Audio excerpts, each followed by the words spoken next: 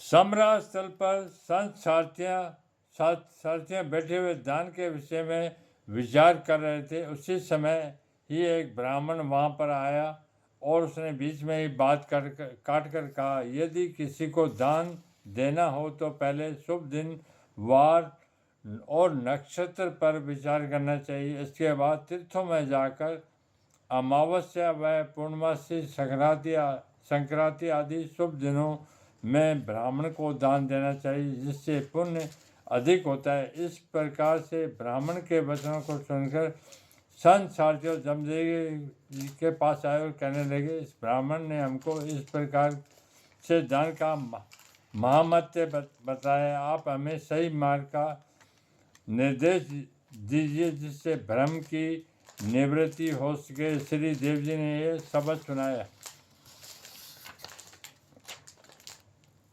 जब सूर्य और चंद्रमा एक ही राशि में आ जाते हैं तब तक एक ही राशि में रहते हैं, तब तक अमावस्या होती है। सूर्य के प्रभाव से चंद्र लुप्त प्रभावहीन हो जाता है, इसलिए उपवास का विधान किया गया है तथा शुभ कार्यों के लिए पवित्र दिन माना गया है। यह संयोग एक महीने में आता है, किंतु यहाँ पर जमदेव जी कहते हैं कि नित्य ही अमावस्या है तथा एक राशि से दूसरी राशि में सूर्य संक्रमण काल को संक्रांति कहते हैं। सूर्य एक महीने तक एक ही राशि में रहता है, वह पुण्य काल भी एक महीने पश्चात ही आता है, परंतु यहाँ पर नित्य ही संक्रांति बताया है। और रवि, सोम, मंगल, बुध, गुरु, शुक्र, शनि और राहु केतु ये सदा ही एक साथ नहीं आ सकते, इनका भी अपना अपना काल निश्चित है। परंतु श्री देव जी कहते हैं ये भी नित्य पंक्ति लगाए बैठे रहते हैं, साधक के ऊपर अपना प्रभाव नहीं जमा सकते तथा गंगा भी मरु प्रदेश से बहुत दूर है, बड़ी कठिनाई से पहुंचा जा सकता है, वह भी कभी कभी। लेकिन यहाँ पर बताया है कि गंगा भी लहरें नित्य ही लेती है। यह सभी अमावस्या, संक्रांति, नवग्रह तथा गंगा जी उसी के लिए सुलभ है तथा नित्य आनंद देने वाले पर्व हैं, जो सदा ही सतगुरु परमात्मा को पहचान करके उनमें एकाग्र वृत्ति से स्मरण करता हुआ तल्लीन हो जाए, उसमें ही उस परमानंद का दिव्य स्नान करता हो, उनके लिए न तो अमावस्या की प्रतीक्षा करनी होगी और न संक्रांति, गंगा आदि की।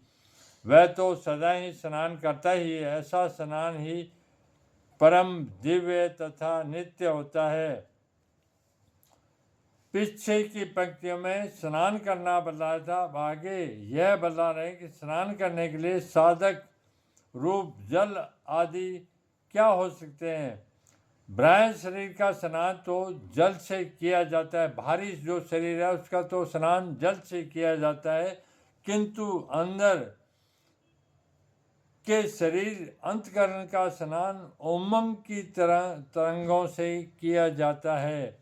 जिस प्रकार से जल की तरंगें उठती है, उसी प्रकार से हृदय में भी आनंद की तरंगें उठती है।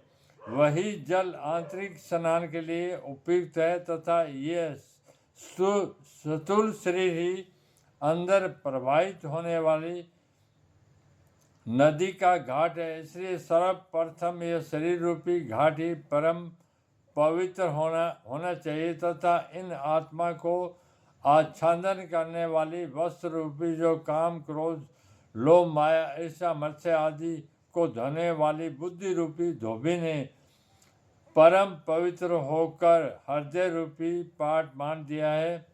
यदि बुद्धि रूपी धोबी वस्त्रों को धोना जानता हो तो अपने घर रूपी आत्मा में किसी प्रकार का मेला, वस्त्र, काम, क्रोध आदि नहीं रह सकते। इस काम के लिए मेल को काट देगा तो वह परिवर्तित होकर निष्काम हो जाएगा। क्रोध रूपी मेल कट जाने से वह शांत हो जाएगा। लोभ रूपी मेल कट जाएगा तो वह संतोषी हो जाएगा।